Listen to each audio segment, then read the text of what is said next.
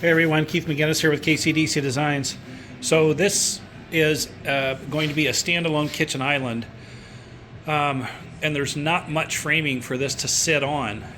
But I did need to add a seam of about 9 inches, and there's a 10-inch overhang, and so that seam basically is going to be a part of the overhang. So what I've done is I have some 1/2-inch steel tubing, and I use hot glue to seal up the ends so the epoxy can't get in them. And then I router out a groove. I fill that with epoxy. I set that steel rod in there, and that's going to give me support. So I've got 3 of those steel rods I'm going to be putting in there. That's going to add some support. So that support is going to help not only when it is sitting in place, but also as I flip this piece over and during transport, because obviously this probably is going to be a little bit of a weak edge. And where these steel bars are, this part of it is actually going to be sitting on, is going to be supported. That's the framing that comes across at about, this position right in here.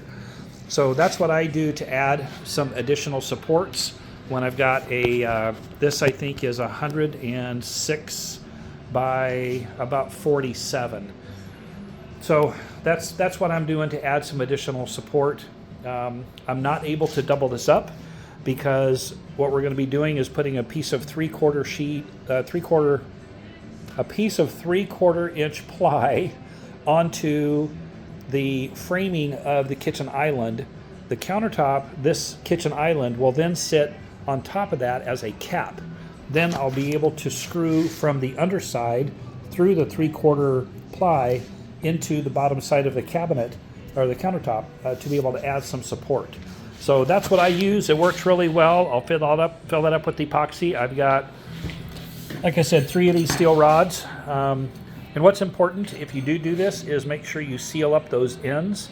Again, I use hot glue, but the reason I seal up those ends is because when I go to pour epoxy in there, inside that groove, epoxy is going to flow inside that steel tubing, and I'm going to have to use a lot more epoxy. So anyway, that's what I use to reinforce such a large piece like this. And I feel pretty confident that that's going to do it. That's all. Thanks, guys. Now, my recommendation, if you're going to use steel tubing or any kind of tubing, a lot of times it comes with a coating from the manufacturer. So you can either use some kind of a wax and grease remover.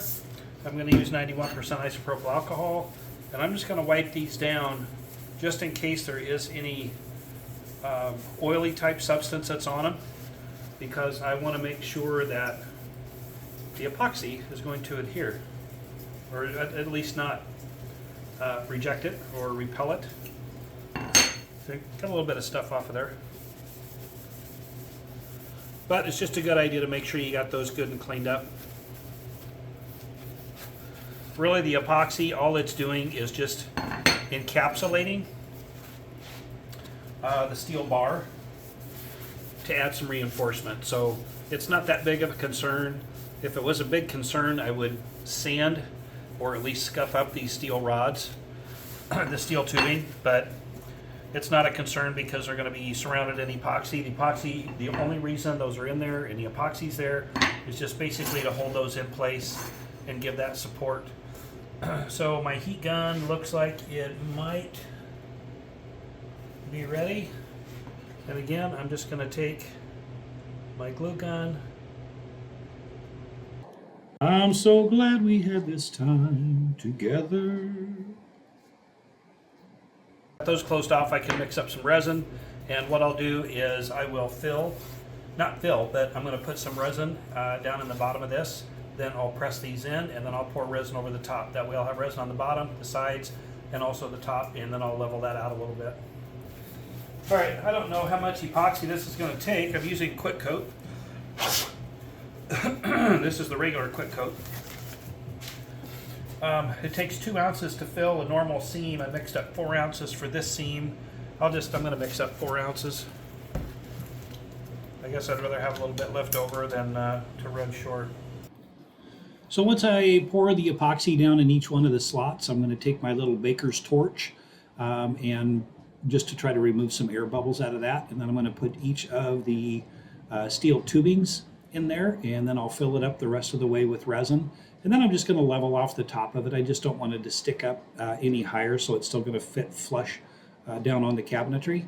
But that's going to provide a lot of support for that overhang, and for transport, and be able to flip that upside down and get it where I need it and where I want it.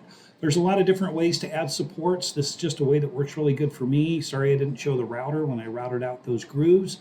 But that's really it. So thanks everybody again for watching. I hope this helps. And once again, this is Keith McGinnis, KCDC Designs. Take care, y'all, and see you on the next video.